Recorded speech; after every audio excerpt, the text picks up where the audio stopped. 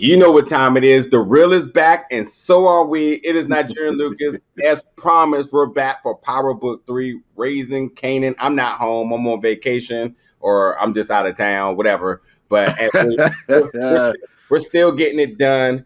Yeah, finally. And I do have the premise before we get started, too, because I know some reviews done dropped early because there was a press event in New York. We're in D.C., so, in the way how certain press things work, they kind of like invite people like the same day. And you're kind of like, I don't live there, so I can't do it.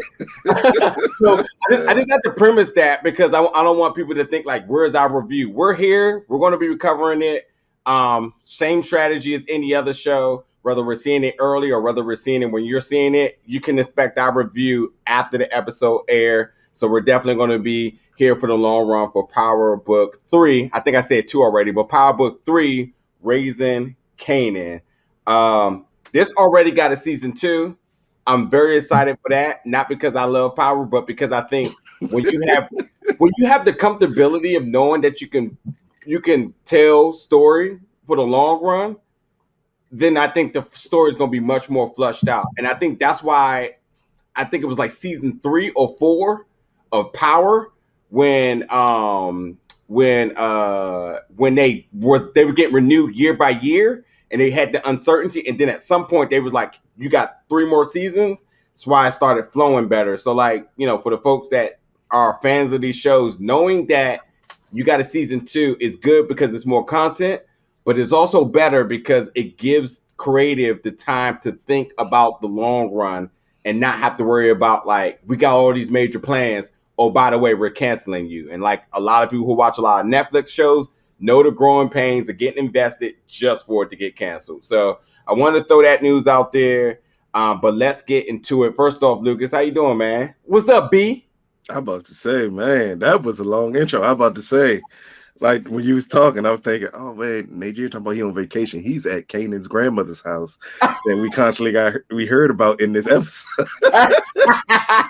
Hiding out in a good part of town. That's what it is. Hey man, I miss my man Joe. He wasn't on the theme song. We know the song because this is a song that they previewed some time ago when they were. It's 50 Cent song, and obviously we knew it was going to be a song for the series, but it is the official theme song. So Joe is gone. They did have the small little Big Rich Town rendition for the Power Universe thing, but Joe is gone, and I'm hurt because Joe is my man. But I do really fuck with this theme song, and I like it more even knowing that that's what's going to bring into the episode. Well, especially since it's a 90s based episode. So, I mean, when I first heard the song, I did not hear it as it related to being part of Raising Kanan. I heard it just as a song. And I was like, this is an odd song for 50 Cent to do. Same. And now it makes perfectly sense why you would do that with that 90s beat and everything for a theme song. Yeah. Nigga think he's slick. Big thing. And like again, we can talk logistics here, but every time this song plays, he gets paid. So when that theme song gets played, that's a check on the check. So even though I'm still gonna miss, eventually we're gonna have to get back to Big Rich Town. Like, got to. That like, come on. Man. Hey, it's Black. We need to check and see what Black Twitter talking about right now. They got Trey out of there in 3 episodes. If they get 50 out of there, that'd be funny as hell. Look, they probably like, you know what? This song, all right, we good. It's supposed to be the 90s. Yeah, we can let it rock because it's supposed to be the 90s, but we ain't gonna let it rock for the return of book 2 or book 4, nigga. You better have Joe back there again. Yeah. So another little. This is the first time you've ever seen us review. We've been reviewing a lot of these type of shows, and we try to give and again, we get early access to things, but we try to watch this in experience with you all. So that way we can keep real time reactions, real time interactions with you all. Both of us are film critics, so we try to bring a little bit of the logistics about programming and marketing and all that other stuff when it comes to series. This is the first episode of a series. I know it's part of a universe, but this is the first episode of a series. Thus, this is a pilot episode. And Yes. this is one of my favorite things to talk about here. As a pilot episode, both the audience and to you, Lou, how did this do? It did pretty good for a pilot episode. I mean, when you get pilot episodes, you know you're going to get a lot of introductions to a lot of different characters. It may not flow as well of a story, but it's not supposed to. It's supposed to be the overall introduction. And that's all you get out of this episode. And that's all you want out of this episode. Let me know who these characters are. Introduce me to this universe, and then we can go forward. I mean, for me, the only annoying part at times was the voiceover. I'm not a fan of voiceovers.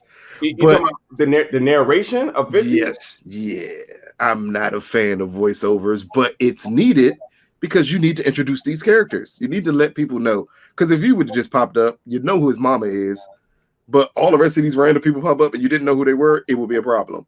Yeah. So you need that introduction to the characters. I'm just wondering, is this a first episode thing? I know where you're going, yeah. Or is this going to be something that's going to continue throughout this entire season? I hope not, because once you know these characters, you no longer need that. I don't need the young Sheldon, everybody hates Chris type of narration with it, because it flows extremely well without the narration once you're introduced to the characters. Yeah. So again, for a pilot episode, amazing. It's better than Power Book 2's pilot episode. To me, this one was more directed in telling you exactly what you're going to get out of this season. Yeah. More than the guessing that we played with Power Book 2's first episode. Yeah. 50 Cent, based on his track record, he always takes a step back. So I don't see him doing this the entire time. But you're right, because talk about two of our main focal characters in Rock and Unique. If you notice the conversation, and I think this is pretty true to this era of the 90s where everybody always has to say the other person's name, where he kept saying Rock this, Rock that, and whether you watch Paid in Full or anything of that time, it is really accurate. And me having family in the North, it is pretty accurate because I actually hate my name being said all the time, because every second they get a second to say my name, they'll say it. But imagine if every character did that. And that's why the narration is important, because the narration can say it, you know it, or you'll eventually get it, and then it fades out. But imagine if every interaction with every character just kept saying, yo this, yo that, blah, blah, blah, blah, blah, every single time. So that's why the two focal characters, our antagonist and protagonist, however you want to look at it, because that's going to be a questionable thing going forward, is that's why you had to ensure that you made sure that if there's three names that you knew, it was Kanan, it was Unique, and it was Rock. Yeah. And that's what happened. Everything else is going to flow. I don't remember Omar Epps' character. I don't remember the white girl from the club character. Obviously, they're going to be some part. Jukebox girlfriend, she's going to probably play a part. I don't know her name. But there's other characters I know. But again, it's going to come along. And I think that as it was very vividly stated, this is the in between story for Kanan. We know how it ended. We know how it started. Now we're going to get the fluffer. Now, a couple other things I just want to go out there. This was in 1985 initially. Then it jumped to 1991. I think we're going to get a long time in 1991. But you know what the other significant date here is? 1996. Because 1996 is the ending, the stinger for the end of Power, where we saw Tommy and all of them. So that's why it's pretty comfortable to go with a season 2 announcement already. Because us as the fans, we're going to be like, when we're getting Tommy, when we're going to get Ghost, when we're going to get Angie. When do you get that other big jump that needs to happen to introduce these other characters that you teased now 2 years ago? So I think it's a smart play. Maybe play the whole season in 91.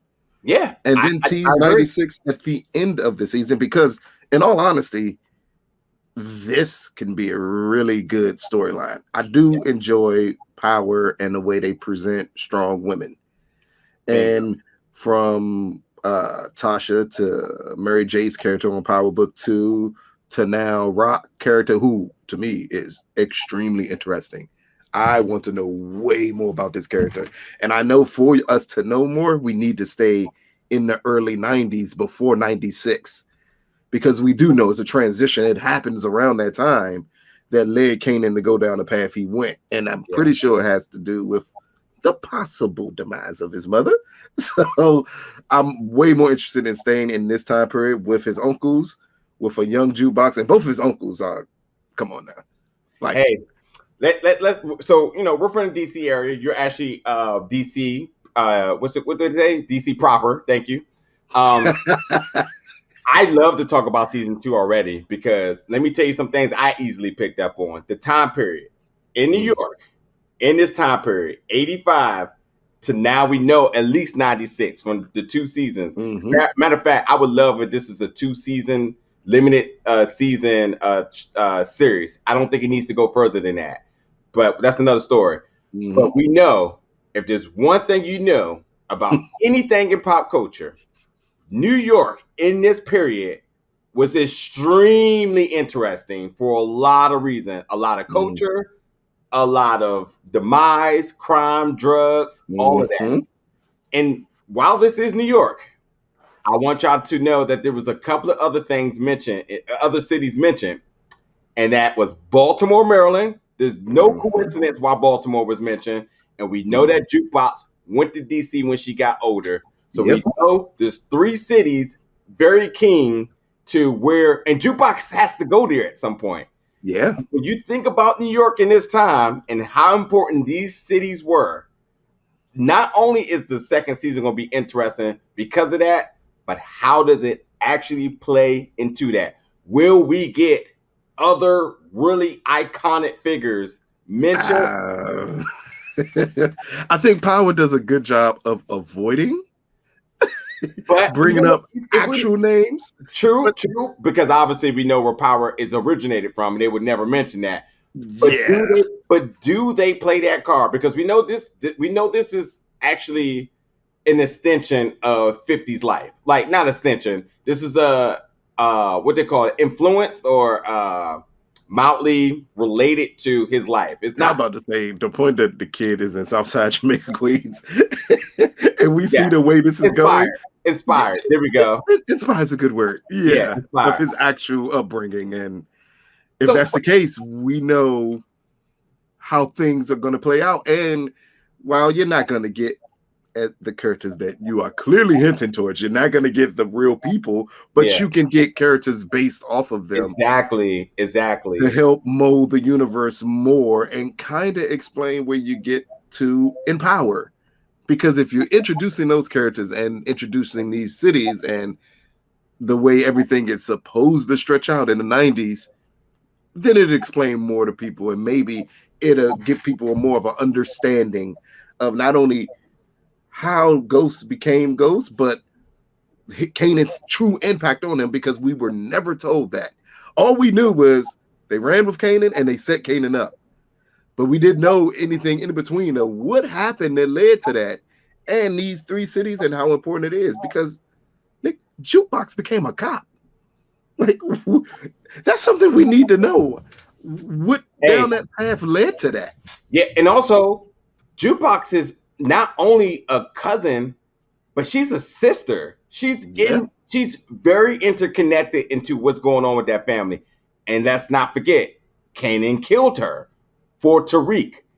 And the fact that they mentioned he loved her and he would do anything for her, we have to see, where does his psychology go in order for him to choose Tariq over her? Because right now, while that's cousins, and for all my people who aren't Black watching us, just know, when we say somebody's our cousin, whether it's really our cousin or not our cousin, that's like that. But then we evolve it into like brother and sister, that shit is like on a whole nother level. So I'm just saying, there's a really good bond and trust. And like, even if you relate Monet with Rock, the fact that Rock acknowledges Jukebox internally into this. She was at the big meeting and the big family, like, what are we going to do type of thing. And it was cool. No hostility or nothing. I think that's going to be really key. And again, how did she get to being a cop? What led her to being a cop? That's going to be interesting. Like, really, really interesting. Because early on in this episode, we clearly see the family believes Jukebox is the leader. Oh yes. Like every time Kanan gets into something, it's like, but where were you at? Exactly. Even though it established at the beginning from when he first gets beat up, and the mom's like, "Well, where's Jukebox? Where was Jukebox?" Yeah, they were holding her back. Like it's that they're the only two siblings of siblings. You're gonna be raised like brother and sister then. Yep. Yeah. And you kind of wonder, like, okay, how is this relationship between them two going to evolve and devolve to the point where the separation happens? Thank you. I was just about to say that. Not even just the demise, the separation, because that's huge. City separation, not house, not occupation. Mm-hmm. That's they're in two different worlds, and how and why. So and again, I know we should be talking about the first episode, but like as very as power enthusiasts, these are the questions you get from this. And this is why I feel like it's a good pilot episode, because all the gears are turning now. You're like, okay. And it's bringing a lot of intrigue. And even if this is the first time you're coming into it, I think that it does have a lot of curiosity, because we're talking, I mean, there's interesting characters, there's familiar faces, and there's obviously a ton of drama brewing. I want to throw another question at you and the audience. Who is a character thus far who is most intriguing to you? It's got to be Raq right now for me. I am well. Can I say something about Raq real quick? Go ahead. Real quick. Raq, I know you all have got short-term memory, but Raq is a 10 in the late 80s. Early 90s. She is a complete 10. The whole outfit. Hey, dog, when she got out the Supra, which I remember that car growing up. That used to be one of my dreams. As soon as I saw the Acura Legend with dude that got murked, I was just like, the only car they didn't show was the Grand Cherokee. That's the only car they didn't show. But they were on point with the car choices. And just again, a perfect 10. Yeah. From the way she walked, the way she carried herself, everything, man. That was a hell of a thing. And that's why she's an extremely interesting character. Her and her youngest brother. I can't remember his name right now. No, the youngest or the oldest one? The youngest is the less. Yes. And that's what makes him, and that's my man from Snowfall. Yes. Yeah. I throw you one right next to that. Her oldest brother, Uncle Marvin, is intriguing to me. And you know why? London Brown, who plays him, is from Ballers, from Reggie. Yeah. I want to see the range of his acting. He was a comedic act in Ballers, a little bit annoying to me. Uninteresting at times. I'm interested in this because I don't think his, what we can say, typecasting fits in this universe right now. So I'm waiting for him to prove me wrong, and that's fine. I'm not hating. I'm not doubting, but I want to see people succeed. And I think when you get put into something like this as a recurring character, show me your range. Show you got some leg room under you now. Because even Ballers was another show that was like, are we getting that season? And there were 30-minute episodes. So what are we getting? 5 minutes from him? So I'm interested with that character strictly because of the actor. Okay. See, I'm looking at it just as I'm trying to picture where these characters evolve to. Yeah. And that relationship between the younger brother and Raq is something that I think we need to pay very close attention to, because he's clearly the one that she trusts the most. And I'm wondering, how is that going to work? Because eventually Kanan wants to be him. Not in a physical sense, but I mean, wants to be him, that he wants to be his mother's right-hand man. Yeah. But she has one already. Yeah. So I'm wondering, how is that going to play out? And that's what makes their dynamic so interesting to me. And just Raq being Raq. Like, this was a great introduction to this character in this episode. Yeah. She's stern, strict. She seems to be the most confident character so far. Yeah. And that's highly important when you open up a show. As any pilot first episode, you need one character to stick out and to be overly confident in everything they do. Yeah. And she is perfectly confident in everything they do while not coming across as tough as Monet did in the first episode. I'm glad because you see the loving part of her when she talks to Kanan about, I want you to be more. I need you to be more. Even down to bringing a lunch to the testing site because she heard you get a break halfway through the day. Like stuff like that. I felt that. I absolutely felt that. I was just like, man, that's some real motherly love. That's some real black love. I don't know if everybody else got that same treatment, but that's something I've been through.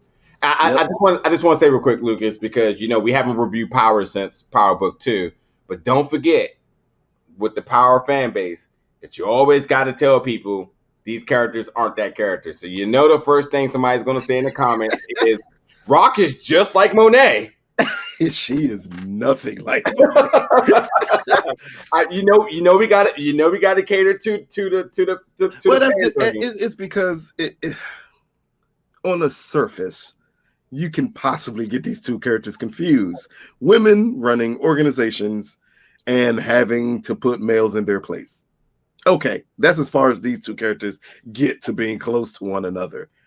Like Monet is like a bulldozer, and Raq tends not to be that way. Down to her making the deal that she made for the corners. Like, that's not something Monet would have did. Monet would have told Kanan, kill all these niggas. Either that or phone home and say, hey, Lorenzo, what are we going to do? Exactly. That's another it's a completely talking about by the end of this year.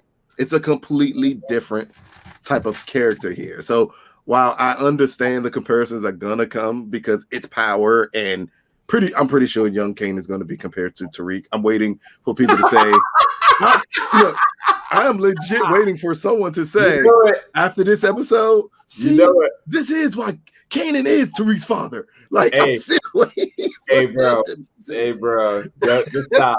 Hey, matter of fact, there's only one comparison to make. I'll make it in a second. But let's not forget that light-skinned dude that she had dinner with.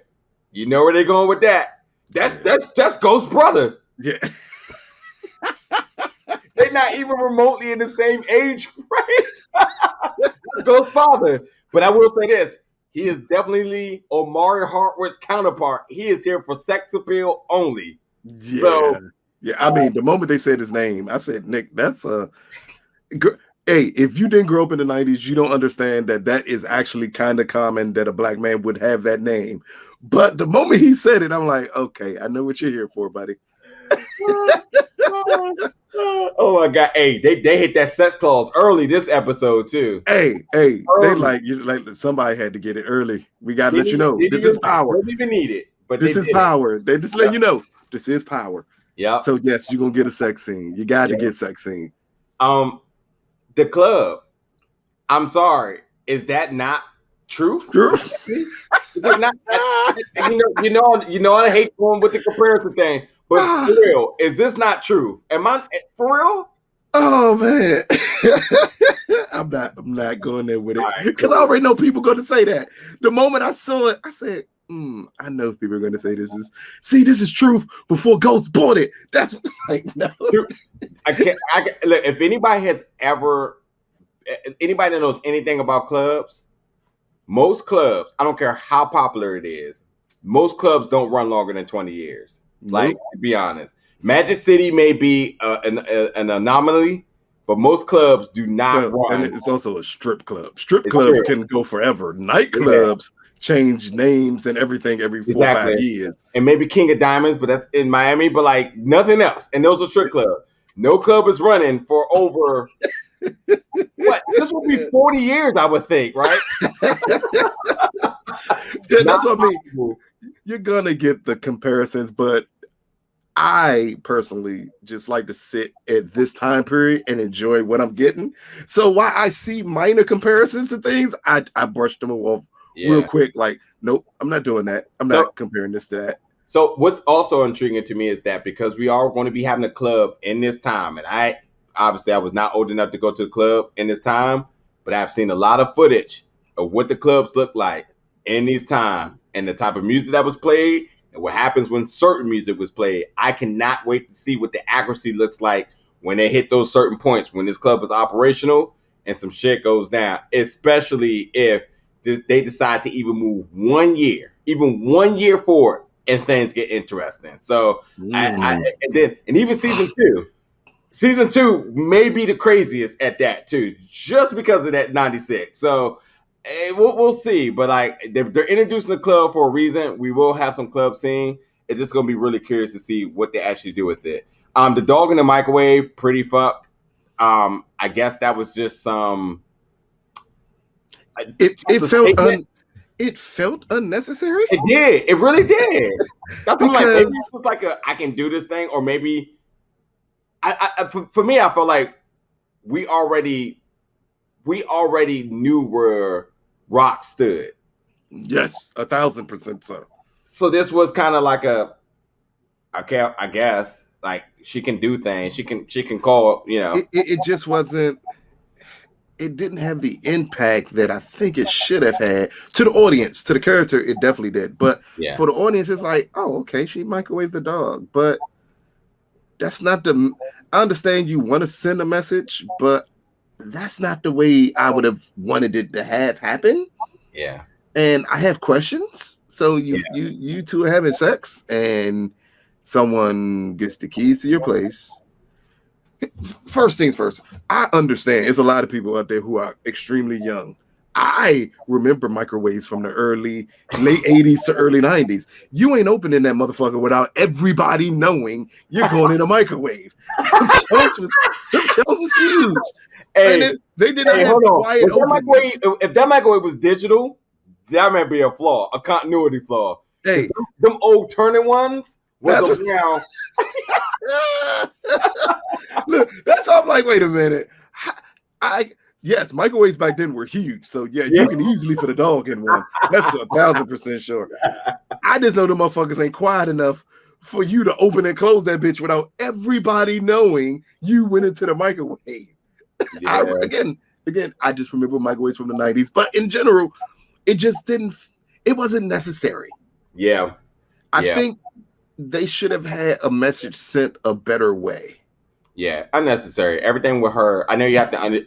We got the character in the club, but like unnecessary. And it's cool. It filled up the hour. I felt like the editing of the show was this episode was good. Yeah. But I felt like everything about that was unnecessary. That's not even nitpicking. That's just like, okay, cool. What's next? Let's get back to whatever we was doing. I want to know your thoughts about Joey Badass as unique in this, or Neek shortened down. How do you feel about him being your antagonist, as a rapper being an antagonist? And I am a huge Joey Badass fan, so I am overly interested in seeing how this plays out here, and it works for their conversation. It really works out. I both of their key interactions in this episode made sense for this time period and their struggle for power. Whether it be the initial conversation about the corners to the end conversation about Kanan, and like, hey man, we're not even making no more deals. You're gonna do this, or this is gonna happen. I think Joey can pull this off with no issue. Yeah, me too. I feel confident about that. I think in general, the whole cast, this pieced together, this is possibly the best cast for power. There are a lot of talented people in this cast. Yeah. And that threw me off a little bit, because normally we get guys who we kind of know but kind of don't know, and then you put them in this, and then you mix it all together, and then you grow to get to know these people. But as you point out with Reggie, as we point out with the other uncle, like, these are people we know. Yeah. Who are now introduced into this power universe. And that is extremely interesting to me. Yeah. Yeah. And I wonder, is it because you go into a different time period that they feel, well, we can bring in more people that people would recognize? Yeah. I mean, and again, this time period heavily influenced our culture. And I can say that in both a positive and a negative way, to the point that everybody can recognize something from this era. Even the point where Rock made him, I mean, when she went into the room and made him go back to the playground to go fight the dudes. And like, while that was already one thing, but when she went for the sock, I'm pretty sure everybody across the board was like, oh, I'm about to close my eyes because he about to tear their asses up. Tear his ass up. And then, and by the way, she probably smoked about 6 to 7, 8 boxes of Cools. And I have an aunt in New York right now who is on par for that. Like, God bless for her to still be alive, because she goes through the same amount. And let it be known, that's just things that you recognize very simply, that's just what, you know, what we saw and experienced in this area. And a lot of it was really down to the running in a house and your mama go, I've had this happen where I got into a fight and it didn't go out, it didn't end the way I wanted it to end. Yeah. And you go home and your mother like, oh, nuh-uh, let's go. You're either going to deal with them or you're going to deal with me. I've heard that before. So the moment he ran in that house, I knew what was going to happen. And the moment she picked up I love the point when she picked up the sock and was like, oh, they jumped you. Here you go. Yeah. Go back there and handle your business. Yeah. The fashion, dude, look, I talk about this all the time because a lot of people don't know. Look, people talk about bombers, people talk about champion, all this other stuff. But the fact my man had the triple fat goose on, I'm trying to tell you, I had that same coat. I was like, okay, this is what we doing. So I'm very intrigued with the fashion for this. Not one too scene did they have on the same clothing. So like you can tell that they invested a lot into the accuracy of this era. Fashion, the vehicles, the lingo, the aesthetics all around the board. It fit in the 90s, and it was no mistakes of something that would have been like it late 90s, early 2000s pops up here. Like, nah, this was early 90s. The look, the clothes, the attitude, everything. Yeah. So the other big catalyst for this is that we now know what this series is going to be. Mm-hmm. Again, we know how Kanan, the character, demise. We know the beginning. Now we're getting the middle. But what is the middle? And the middle is obviously about the territories. Who owns what? Mm-hmm. And while that seems to just be a Rock versus what's his name again? Unique. Yeah. Unique. Why that seems like it's just that, it's not. Because as Unique said, and if you watch the preview for the next episode, we know that although you done surrendered all the blocks, there may be randoms that may not be happy with this. You may have people who want to ride for Buck, and I can't control that. And that just tells you that this is New York. While we've seen in the first Power where somebody can control a certain thing, he owns 100 and something blocks now. And he said, I cannot control what may happen. So you got the wild card factor if you don't know who. And we already seen by the preview that people are coming. So your son isn't safe. Your grandma's house isn't going to work. So you got to equip him. And we know that's where the character has to go because we know the ending. We got the wild card factor in Omar Epps. We didn't talk about Omar Epps because there's nothing to talk about. He's a cop. And we know he's, as you say, he wants to flex his authority. And he clearly knows more. Yeah. But the pilot episode is just there to introduce you to him. Yeah, that we know he's there. He's a big name, and we know he's gonna have a big role. No need to give us anything. You just need to have the fact of like, oh my God, Omar Epps is in this. If you didn't know, yep. Mm-hmm. He is a face alone that can say, I need to see the next episode. So I thought they played that right. But he is a factor because he is a big name in a position in a character that is very mysterious. He's not playing by the law. The biggest name in this show. Yeah. Yeah. And he ain't taking the role on for just to be a little cop. No. It's going to go a hell of a lot deeper than that. Yeah. So, that's the gist of this. We're going to have some territory wars where we're going to have Kanan and his family. It may be turmoil within that family.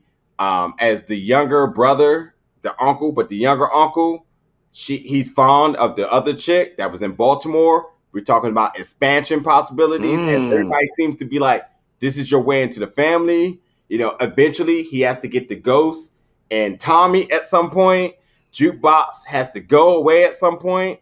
You know, we know there's going to be blood spread. I can't even talk. Spread. So where does this happen? How does it happen? The club factor and that character being in the way that we, present it. There's a lot of different things where this can go. And I think that knowing they have 2 seasons, they're going to have time to really iron this out, to really make it a lot of sense. So it's a lot of intrigue. I have to mention this too. This is some shit that really had me die. This is the funniest thing in the entire episode. I know y'all not going to laugh. When Kanan looked over at when he was inside the arcade, the corner store with the arcade, and he saw Neek pull up in a BMW, and homeboy was like, "Yo, they say that's bulletproof." I got to tell you 100%. As a kid, the exaggeration of stories between you and your boys is monumental. When you tell your boy that, yo, you know his car is bulletproof, right? And the fact that they threw that line in gave me so much confidence about how good this series is going to be on the level of authenticity, because no one was riding around in a bulletproof car. I'm just saying, if Suge Knight didn't have one, but Suge wouldn't have had one. I mean, another story for another day. I get it. But back in the day, especially in the early 90s, I personally know a couple of people with bulletproof cars. Okay. So yeah, but you have to be a certain level of an individual that you would even think of needing one of those. Yeah, and whether it is or not, the fact that the point that they brought it up that way, exactly, as kids. Exactly. But I heard that such a man, his whole Joe bulletproof. Like, but you realize you just brought up a great point. And if it's not bulletproof, then that just tells you the stature of where he's at. If these kids are glorifying him to be this, but he don't got this. Yeah.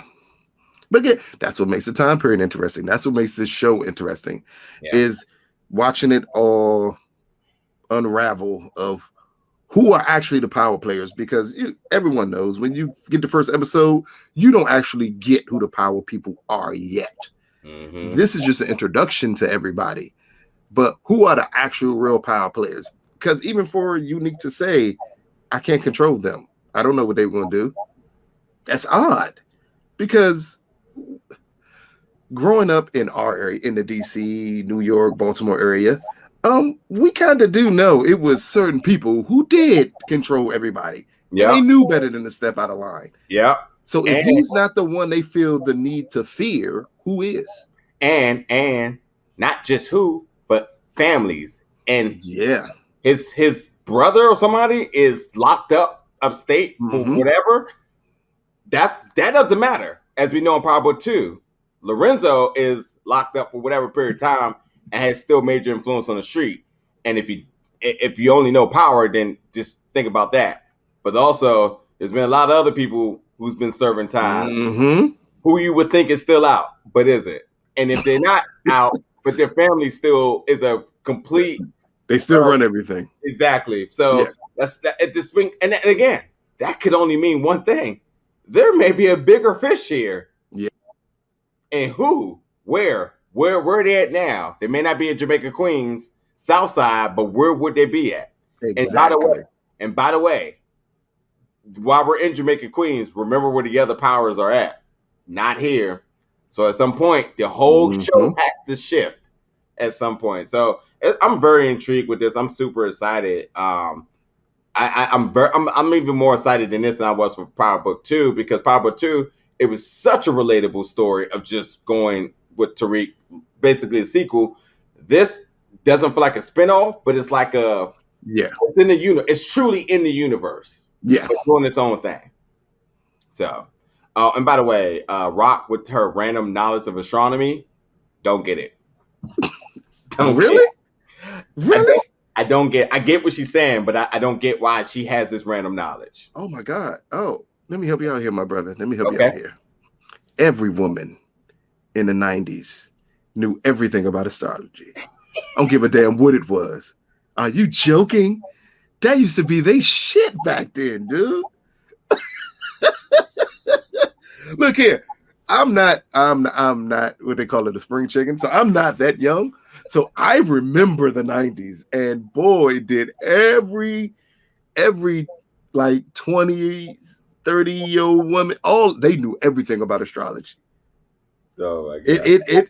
People think it's bad now. Yeah. It was bad then. I love it. I love it. I love it. Well, folks, look, we're going to keep this episode short. We're back each week, each episode, breaking it down. Again, while this is the first episode, this is a pilot, so we had to throw a lot of filler in there to kind of give you all a little bit of perspective as to what our direction is going to be with covering this. Jump in the comments. I need to know who your favorite character was. I need early predictions, things you like, things you didn't like. Give us all in there. And again, because the pandemic is like going away, expect to see us in person doing reviews, so we can give you that real authentic feel and stuff. And we'll do that. We'll do some virtual stuff, but we just need you all participation. That way we can know that what we're saying is being heard out there. So definitely jump in the comments and let us know your thoughts about this first episode of Power Book 3, Raising Kanan. What's this episode called again? Back in the day. When I was young, I'm not a kid anymore. Oh man, they missed the opportunity to play that song. Fair. But yes, folks, thank you so much for tuning in tonight with us, and we'll see you all next week. Peace out, y'all. Peace out, B.